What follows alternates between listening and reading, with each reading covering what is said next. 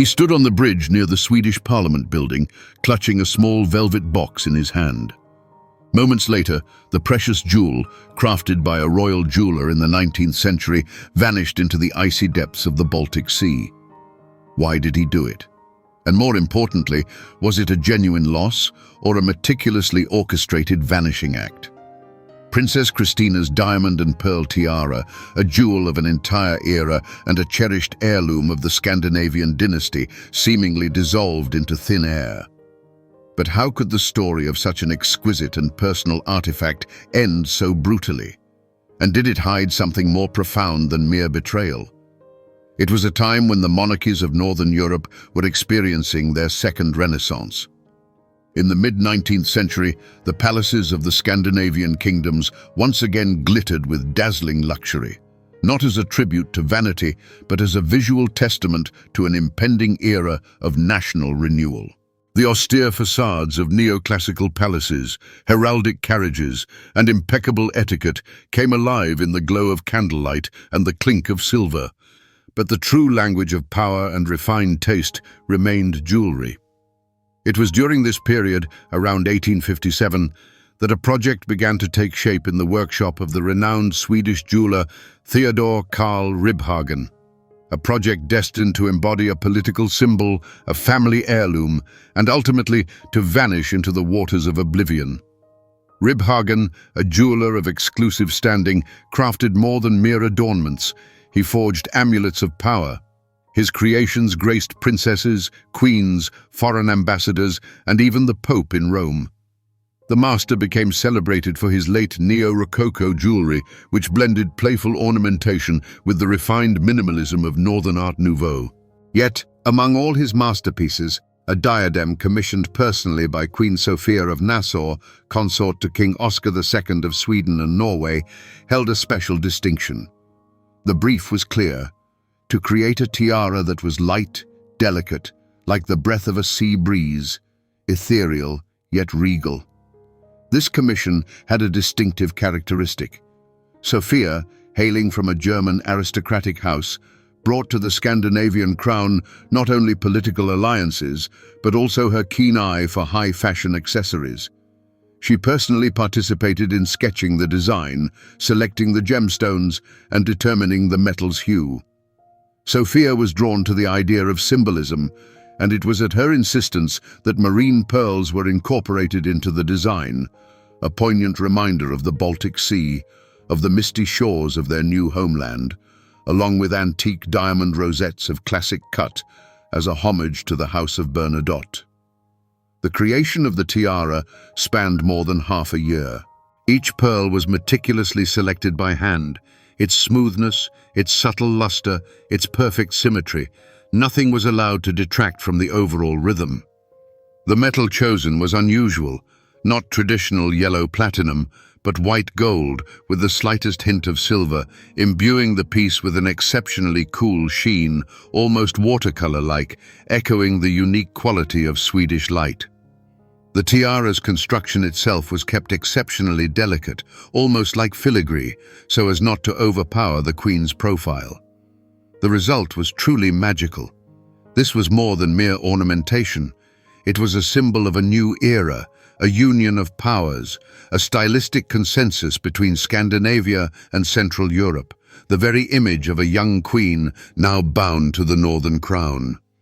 But who could have imagined that more than a century later, this fragile marvel would resurface in headlines, no longer as a triumph of an age, but as a mystery lost in a cold abyss.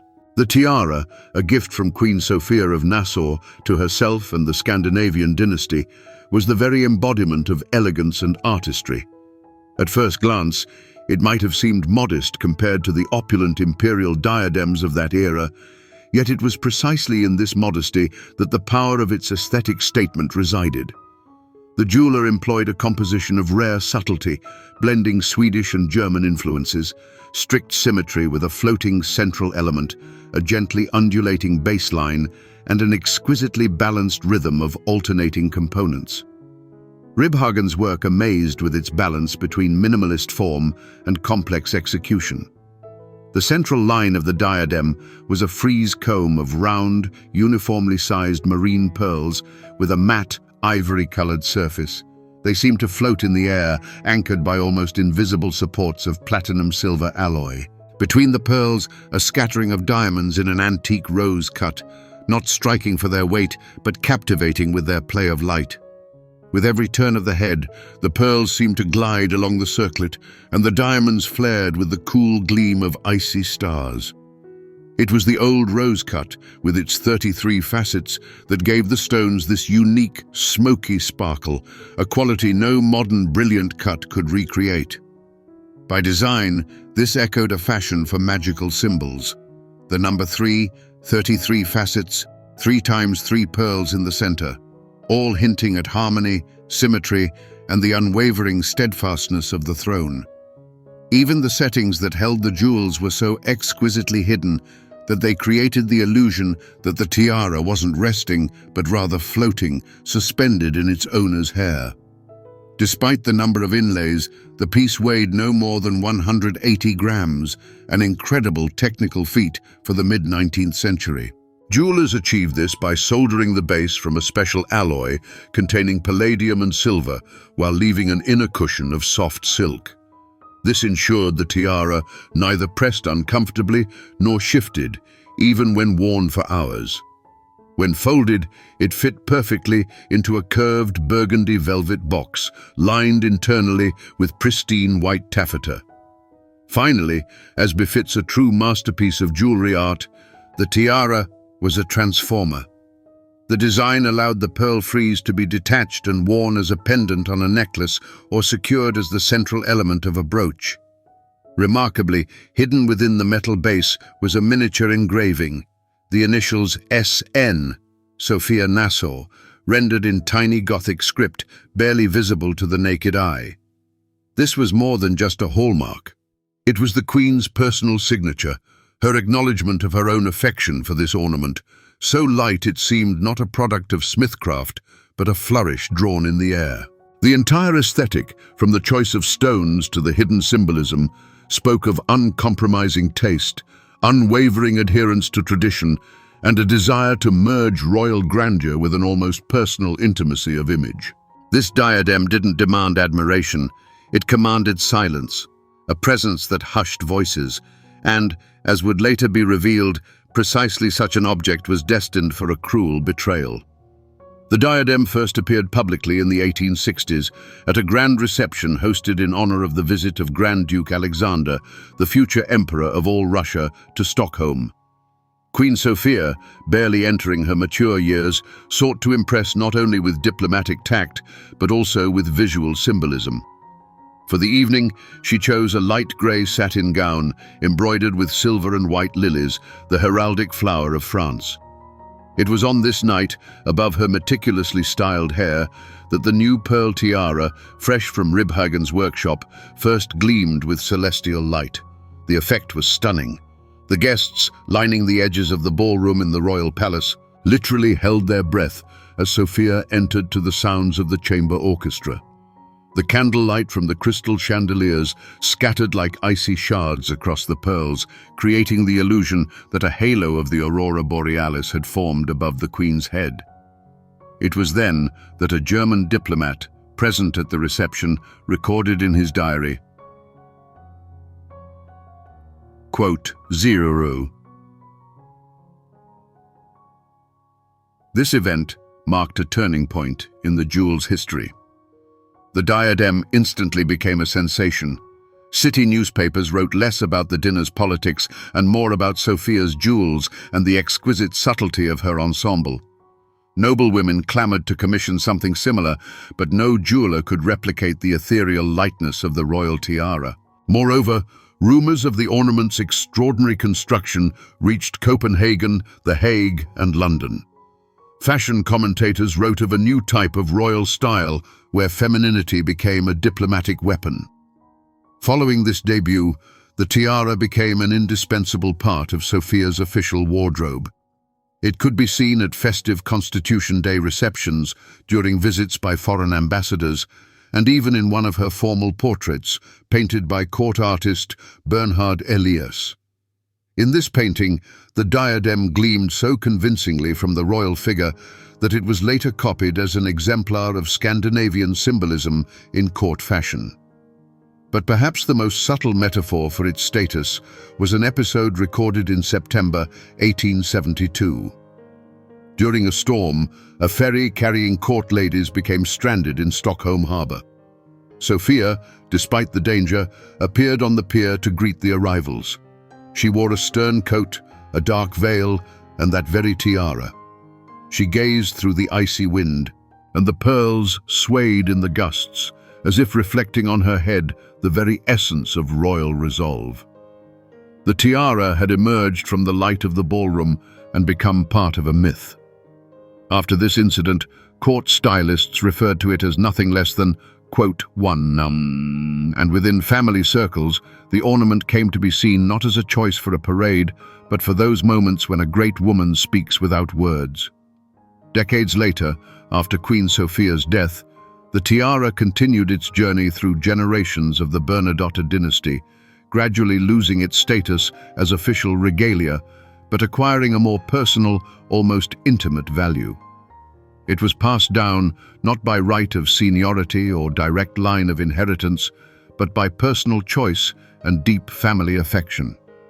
The ornament found its way into the hands of a woman whose name is rarely mentioned in history textbooks, yet she embodied the heartfelt warmth this fragile jewel carried. Elsa Bernadotte. Elsa, Sophia's granddaughter, was a woman referred to as the, quote, educated, fluent in 6 languages, a connoisseur of painting and flower gardens. She lived a long life filled not with palace intrigues, but with compassion, care, and service. It was Elsa who inherited the tiara after her father Oscar, Queen Sophia's middle son, passed the family heirloom to her as a symbol of female lineage continuity. The ornament became known as, quote, 3, and for decades it never left her possession, though it rarely appeared in public. The tiara only re-entered the social spotlight in 1964 on the 21st birthday of Princess Christina, the youngest daughter of Prince Gustav Adolf. Elsa, who by then was over 80 years old, gifted the ornament to her young goddaughter as a symbol of love, trust, and family memory. It was an outspoken gesture, a gift not of rank, but of heartfelt emotion. And at that moment, a turning point occurred. The ornament became alive once more. For Princess Christina, who did not possess such an impressive jewelry heritage as her elder sisters or cousins, this diadem became a true treasure, not only because of its exquisite beauty, but because it held a living history, her own, female, and Scandinavian. It was this tiara she wore on her sister Birgitta's wedding day, fastening it with delicate combs into her 60s-style coiffure. It was with this tiara that Christina shone at Nobel Prize ceremonies, was photographed during visits to Italy and Canada, and sat beside kings and ambassadors at lavish banquets. Everyone who saw the princess remarked, "This piece of jewelry seemed to have been created just for her. Its elegance, its austerity without ostentatious luxury, its cool luster and its refined lines. The tiara seemed to invisibly merge with her character, reserved, intelligent, full of inner dignity." In one rare interview, Christina's husband, Tord Magnusson, remarked, quote, For over 40 years, the tiara graced dozens of ceremonies, and with each public appearance, it transformed from a mere adornment into something far grander. It enveloped Christina in an invisible aura, transporting her and all who beheld it to a serene, dignified Sweden where quiet reliability was valued above flashy brilliance. Even King Carl Gustaf, her brother, once remarked with a smile, quote 5.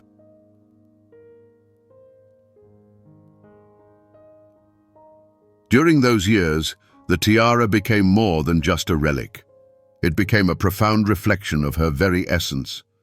Thus unfolded its golden age, held not by a crown, but by a heart.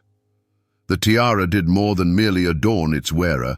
It forged an emotional halo, seamlessly linking the stately halls of modern-day Stockholm with the cold keys of yesteryear and the echoes of grand balls long silenced in museum quietude. For many years, Princess Christina's diamond and pearl tiara resided largely out of the public eye, not hidden away, but rather carefully protected. Until the year 2012, it was touched by the hand of a man whose actions remain baffling to this day, eluding full comprehension by historians, jewelers, or even the royal family themselves. This was not an act of theft for profit, nor a protest, nor a political statement. It was an act of oblivion, deliberate and terrifyingly mundane. It is in these chilling details that the ornament's most terrifying chapter truly begins, a betrayal of trust that rippled like a dark echo across the clear, smooth surface of the Baltic Sea. He was a mere 19-year-old youth, a family friend, a protégé of Christina's husband, Tord Magnusson. From the outset, he appeared charming, well-mannered and modest, a student from a respectable family who delighted in discussing history and architecture. Tord, an exceptionally trusting man who easily grew fond of people, and soon the young man became a frequent visitor at his and Christina's home. Whenever the couple traveled for their engagements, he would stay behind to feed their dog and look after their apartment, which was situated just across the street from Stockholm Palace. One day, he discovered a key, the very one that unlocked the princess's personal safe. As investigations would later reveal, the key had been hidden, rather carelessly, inside a jewelry box in the bedroom. The young man acted quietly, without haste. First, he took an aquamarine ring, a family heirloom that had belonged to Christina's great-grandmother. Next, a bracelet gifted by the Emperor of Ethiopia. Then, a diamond ring, and even a former monarch's cufflinks. He sold all of these items to private dealers, never revealing their provenance. The total proceeds barely amounted to the value of a single one of these pieces. The princess and her husband did not immediately notice the loss. But when he returned to the house once more, something occurred that still sends a shiver down the spine of anyone who hears this tale. In their absence, the young man reopened the safe and retrieved what he later claimed was always the most beautiful item. He took Christina's tiara, the very ornament that had been her symbol for decades. He left the house, crossed Riksbron Bridge, a stone structure behind the Parliament building, from which one can see the palace spires and the calm expanse of the bay. During his interrogation, he stated, quote, 6 words sharpened by their chilling detachment. No discernible motive, no outward resistance, just a silent gesture, and then a disappearance, with no way to turn back time. Experts, of course, immediately suspected he might be lying. Some theorized that he sold the ornament, and his confession was merely a ploy to evade further investigation. But even if he sold it, where is it now? Dismantled, melted down, scattered among dusty boxes in Asian jewelry shops? None of these conjectures makes the reality any less horrifying. All that remained was the confession and a singular indication, a bridge in the heart of Stockholm. Divers, dispatched to the location, scoured the seabed, to no avail. The currents, the silt, the murky depths, everything conspired against them. And so, a jewel that once graced a queen's head was irrevocably lost. Not during a fire, a war, or a revolution, but rather on the way to a party, by a single, senseless flick of the wrist from a boy who had been trusted far too much. An evening much like countless others. An outsider wouldn't have sensed it. The royal apartments glowed with a soft light, the floors creaked with a familiar rhythm, and the wall clocks ticked away the hours in rooms that had already fallen silent. But within those walls, something had irrevocably shifted. For the first time in 50 years, Princess Christina stood before an open, empty safe and did not see what should have been nestled in its velvet heart: the tiara. Her tiara. A silent witness to her entire adult life, from her entrance into the world of adulthood, through family celebrations, evening receptions, the last vestiges of youth, and the first lines of maturity. Word of the tiara's disappearance ripped through the press. Far more agonizing than the newspaper headlines, however, were the first few days when a flicker of hope still remained, that everything would be quickly recovered, that the ornament had simply gone away and would return. But when the young man was apprehended and during interrogation uttered the damning final words, "I threw it into the sea," it became a death knell.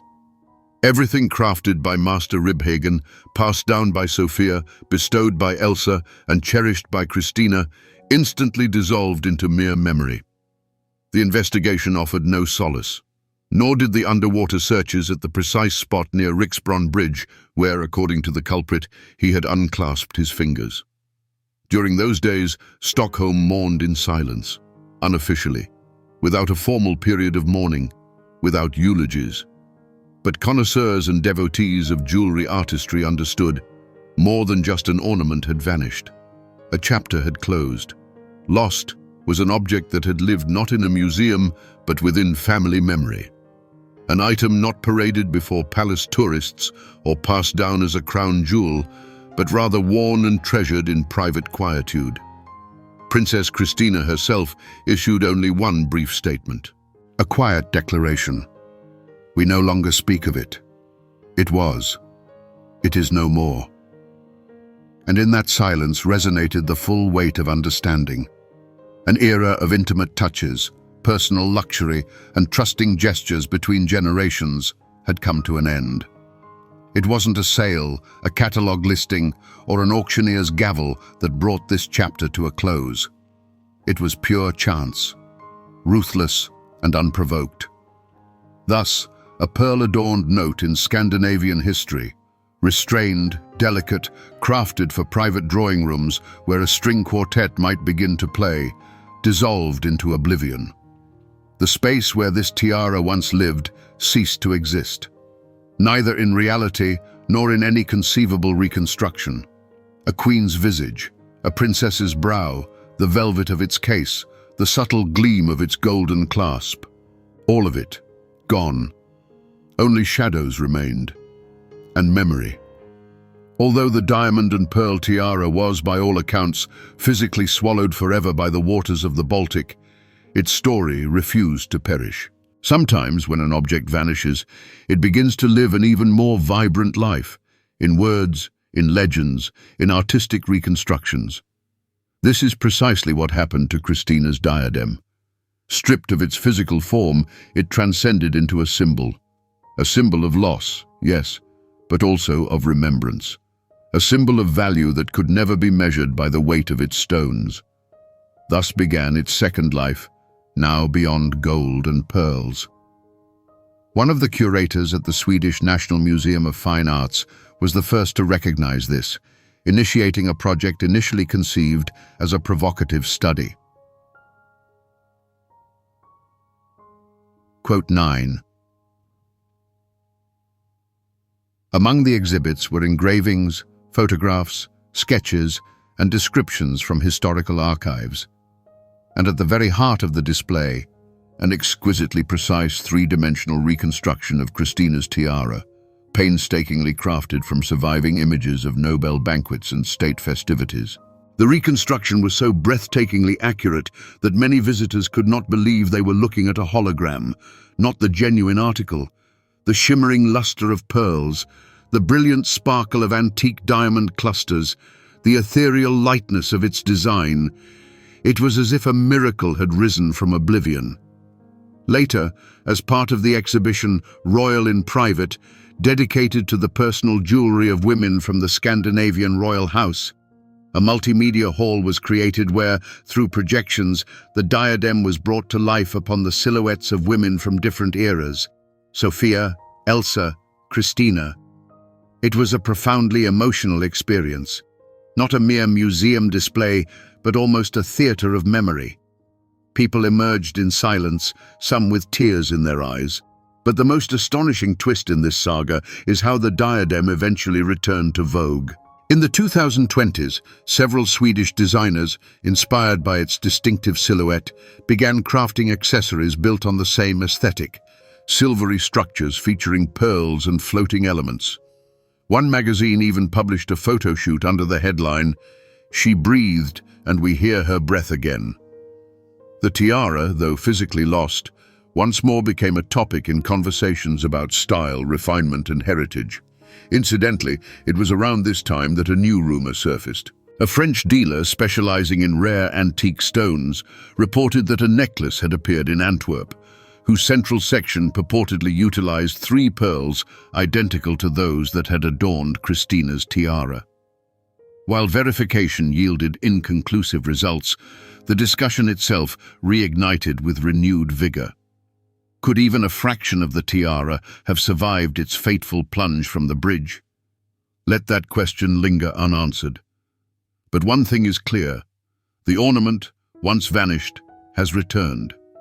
Not to a jewelry box, not to a private collection, but into public consciousness, into culture, into conversations, into artistic projects and fashion.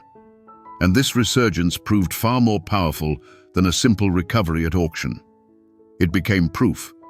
Genuine stories do not sink. We say the tiara disappeared, that it was carried away by the river of time, both literally and metaphorically. But if we truly reflect, did it actually vanish? After all, an ornament is not merely metal and stones. It is a reflection of eras, personalities, lives. And the story of this diadem, carried through the hands of queens, princesses, philanthropists, and betrayers, tells us far more than any preserved piece in a museum display case ever could. What remains? A photograph from 1967 remains, showing a young Princess Christina looking into the camera with a reserved, almost schoolgirlish smile. On her head, that very tiara, shimmering coldly in the flash. A painting by Bernard Elias remains, where Queen Sophia is enveloped in the misty glow of pearls and diamonds peeking from the shadow of organza tulle. Elsa's handwriting remains, thin and elongated, in a letter to her niece.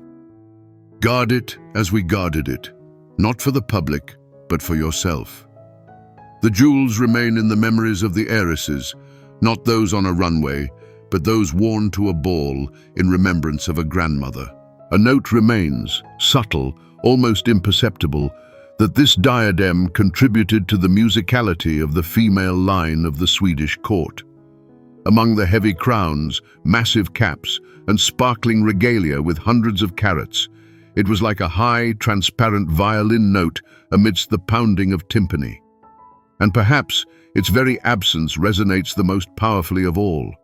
It became a lesson, a reminder of the fragility of trust, of the appropriateness of simplicity, of the fact that true value lies not in the weight of platinum, but in the weight of the stories we wear.